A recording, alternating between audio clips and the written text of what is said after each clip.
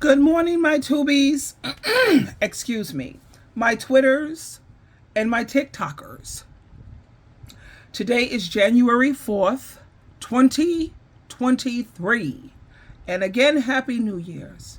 Tomorrow is my birthday, and I'm very excited about it. I know there's a lot of people who don't like their birthdays. They feel that they're getting older. I, on the other hand, don't feel that way. I feel that I'm becoming more and more refined and more polished. Yes. Now, today we're going to talk about not feeling guilty all the time. And today's text is coming from Philippians chapter 3, verse 12. And I love this scriptures. This is one of my favorites. And it reads, I don't mean that I am exactly what God wants me to be. I have not yet reached that goal, but I continue trying to reach it and make it mine. That's what Jesus Christ wants me to do. It is the reason he made me his brother and sisters. I know that I still have a long way to go. Now, I do too. This is so good. This is talking to Sheila. Totally talking to Sheila. I know that I still have a long way to go, but there is one thing that I do. I forget what is in the past and try as hard as I can to reach the goal set before me. I keep running hard towards the finish line to get the prize that is mine. And this is what we all have to do. We have to stop beating ourselves up constantly, morning, noon, and night, feeling guilty. Jehovah doesn't like it. Jesus Christ don't like it.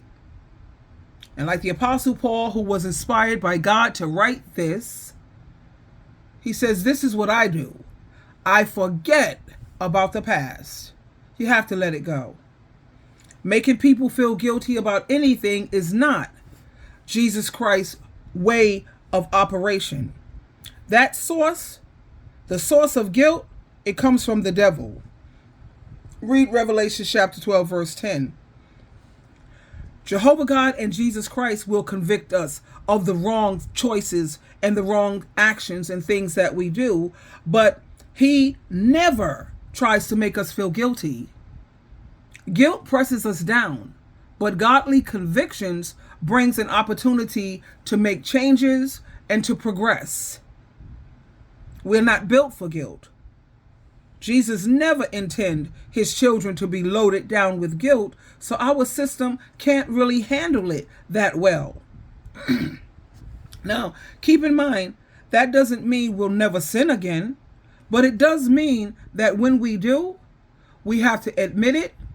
We have to work so hard trying not to repeat it, and then we receive forgiveness, and then we are free from that guilt.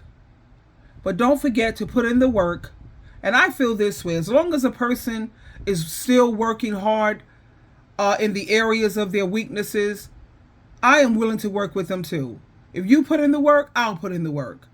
It's the people who have just simply given up and said, you know what, whatever. I'm a crackhead. I'm a heroin addict. I'm an alcoholic. I'm a sex addict. And that's who I am. And they continue to do it. They don't even try anymore trying to quit. So when they quit, hey, I quit.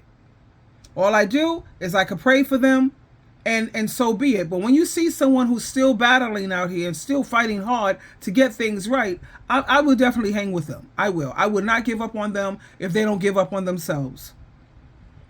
Our journey with God and Jesus Christ toward right behavior and holiness, it's progress. It's progressive. And if we have to drag the guilt from our past mistakes along with us, we'll never make progress towards true freedom, and we'll never have true joy. True joy. Sorry, my mouth. I gotta have my coffee. Anyway, your future has no room for your past. How much time do you waste feeling guilty? It is important that you think about this, because spending time dwelling on your past mistakes is something Jesus Christ has told us not to do. No one, not one of us, are perfect people.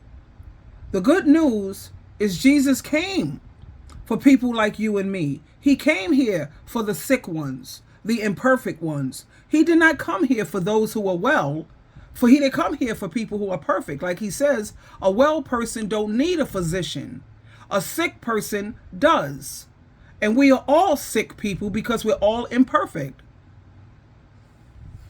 So tell me now, what triggers your struggle with guilt? When you make a mistake, or when you're thinking about your past, when you see someone who was a part of your past during that specific time when you was going through it. Does that trigger your guilt? Well, you have to pray specifically about that incident, and then you have to trust Jesus Christ to set you free. How's that for starting your new year? Huh? Yes, I think that's very encouraging. And I know I feel amazing.